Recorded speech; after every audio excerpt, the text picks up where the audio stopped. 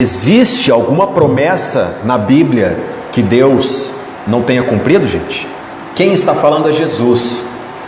E ele dá uma ordem para os seus discípulos, para eles permanecerem na cidade, porque havia uma promessa de quem? Do Pai. Deus Pai, que enviou a Jesus, seu Filho, ele fez uma promessa a todo aquele que crê no Senhor Jesus: permaneçam juntos, porque eu vou revestir vocês de poder. Existe alguma promessa na Bíblia que Deus não tenha cumprido, gente? Existe alguma motivação humana que impeça a promessa de Deus não ser cumprida? Não foi o mesmo Deus que disse no Antigo Testamento: agindo eu, quem impedirá? Esse batismo é o cumprimento da promessa de Deus Pai. Esse batismo, ele é a descida do Espírito Santo sobre os discípulos, sobre a igreja, tá? Diz assim, João 7,37: no último dia, o grande dia da festa, levantou-se Jesus e exclamou: se alguém tem sede, venha a mim e beba. Quem crer em mim, como diz a Escritura, grifem isso, quem crer em mim, como diz a Escritura, do seu interior fluirão rios de água viva. Isto ele disse com respeito ao Espírito, com letra minúscula? Não, Espírito com letra maiúscula, Espírito de Deus. Isso ele disse com respeito ao Espírito que haviam de receber os que nele crescem, pois o Espírito até aquele momento não fora dado. Ou seja, João escreveu num momento em que o Espírito já havia sido dado. E aqui ele faz uma observação, que quando Jesus disse, era uma promessa que estava para se cumprir, porque Jesus não havia sido ainda glorificado. Jesus foi glorificado quando? Quando ele ressuscitou dentre os mortos. Sem a ressurreição de Jesus, sem a ascensão do Senhor Jesus aos céus, esta promessa não se cumpriria. João escreveu então no momento a posteriori desta promessa. E o que está dito aqui é uma promessa de Jesus no momento em que o sacerdote fazia uma procissão e as pessoas iam juntamente com o sumo sacerdote até o tanque de Siloé. E ele tomava a água do tanque e trazia de volta até o templo em Jerusalém para lavar o altar, para então oficiar a festa que atraía todos para Jerusalém. E no meio dessa procissão, quem que está junto? Jesus. E todo mundo indo a um tanque com o sacerdote. E no meio de tudo isso, Jesus brada: quem tem sede, vem a mim e beba. Que coragem, não? Só que aí ele fala: quem crê em mim, segundo a Escritura, não é crer no Jesus histórico, como as pessoas gostam de dizer hoje em dia, né? Meu negócio é estudar o Jesus histórico. Ele marcou a história, mas a Escritura, que é a palavra de Deus, ela vai ao mais profundo do coração humano e transforma. E o nosso crer pela Escritura nos leva a este crer da ressurreição dos mortos, com provas incontestáveis. E todo aquele que nele crê não será confundido, diz a palavra. E todo aquele que nele crê recebe do Espírito Santo. Porque Deus não brinca, como muitas pessoas fazem às vezes nos ensinos pentecostais, de Deus olhar assim e falar: não vou dar hoje não. Participa de algumas vigílias aí, vou pensar no seu caso. Gente, a promessa de Deus foi para todo aquele que crê. Se você é discípulo de Jesus, anda no temor do Senhor, como diz a Escritura, ama a Jesus de todo o seu coração, crê nele, como diz a Escritura, essa promessa é para mim e para você, é para toda a igreja. O Espírito Santo moveu o seu coração para que você cresça em Jesus, se arrependesse dos seus pecados, porque se não fosse a obra do Espírito Santo, seria apenas uma encenação, mas não foi, não é verdade? Quando você fez a sua pública profissão de fé, você não estava tomado ali do Espírito Santo para confessar Jesus? Porque a palavra do Senhor nos diz: ninguém pode dizer amém, que assim seja, se não for da parte do Espírito Santo. Agora, se isso aconteceu com você, há uma promessa da parte de Deus, que Deus reveste de poder a sua igreja. E este poder, esse revestimento faz o quê? Torna a pessoa testemunha da ressurreição, gente. É isso que Atos 1:8 diz: recebereis sobre vós o Espírito Santo, e sereis minhas testemunhas. Onde? Em Jerusalém. Onde eles estavam mesmo, que Jesus pediu para eles aguardarem? Em Jerusalém. Tudo começa onde o discípulo está. No início do meu ministério, vou contar aqui rapidamente uma história para vocês. Eu fui pastorear em Paulínia, e aí eu gostava de essas coisas de arrumar e estar na igreja sempre. A gente gosta disso, gera vida na gente. Mas eu me lembro que eu estava numa tarde de sábado preparando a igreja para o culto seguinte, e havia mais 3 irmãos ali. Aí apareceu uma pessoa e mostrou para mim uma carteira e disse assim: eu vim de uma igreja de Belo Horizonte para trazer uma mensagem profética para essa igreja aqui.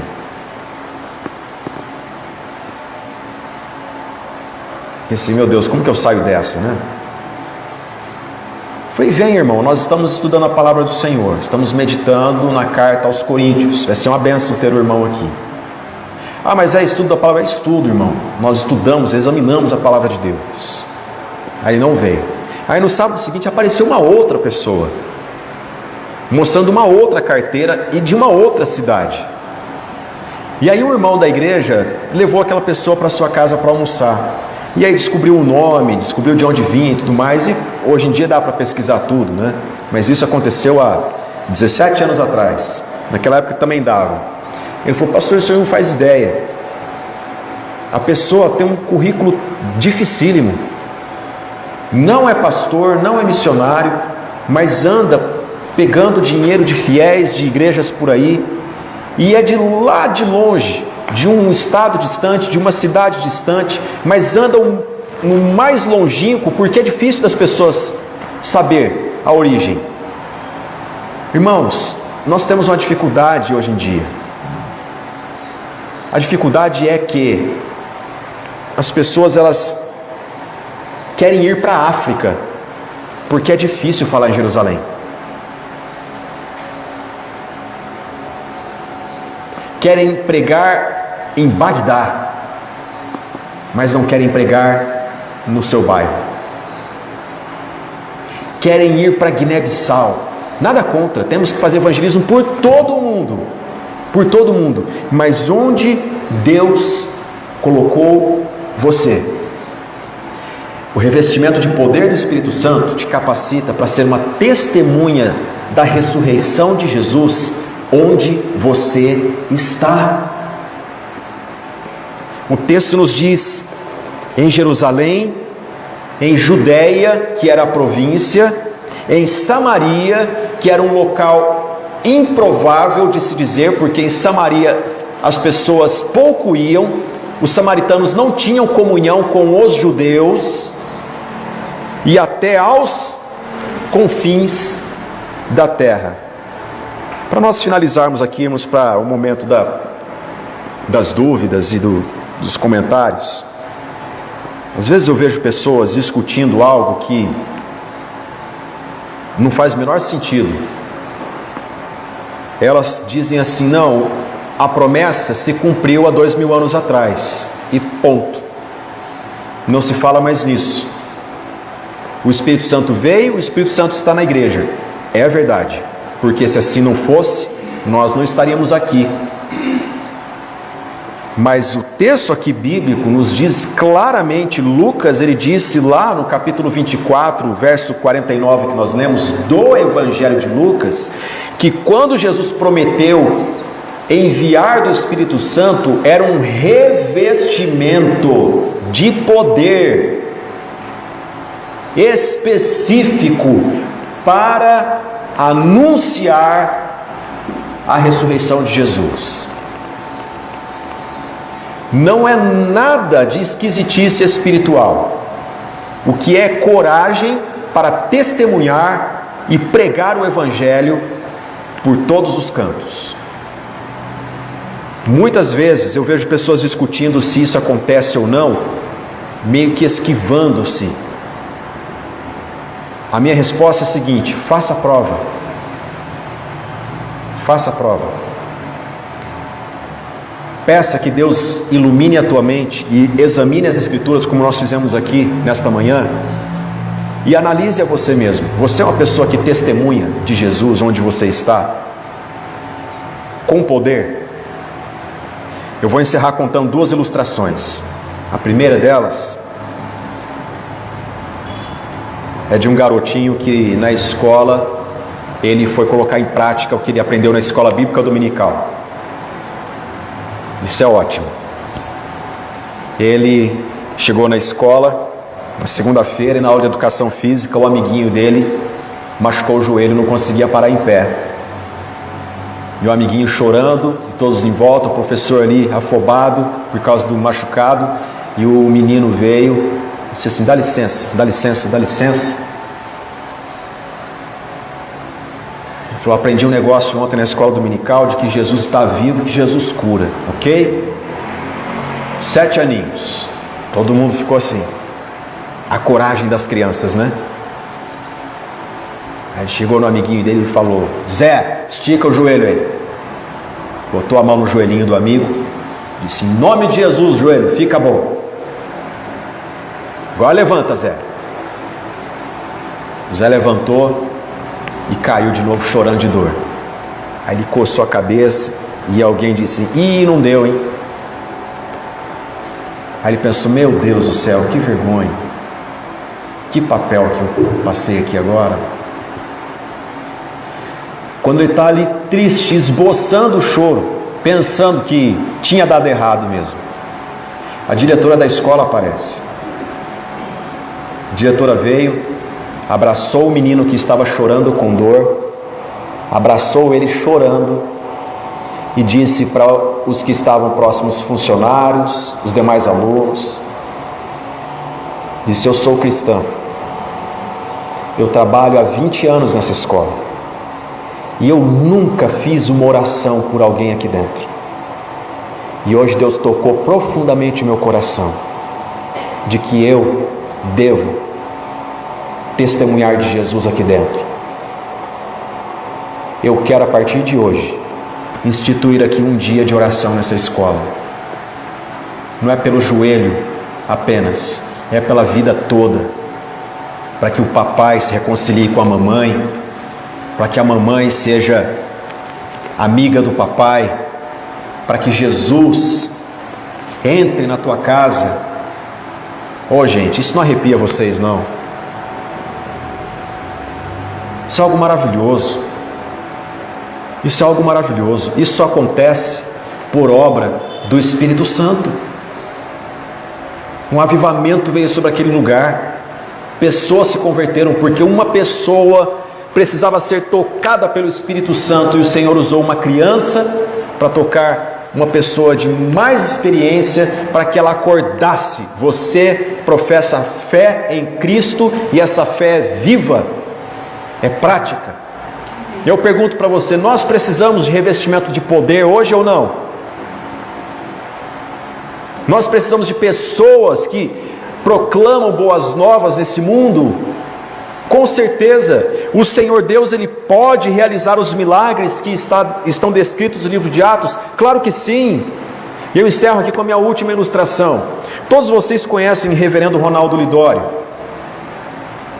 Ronaldo Lidório é um ministro presbiteriano que eu admiro demais desde os meus tempos de seminário, pelo trabalho dele.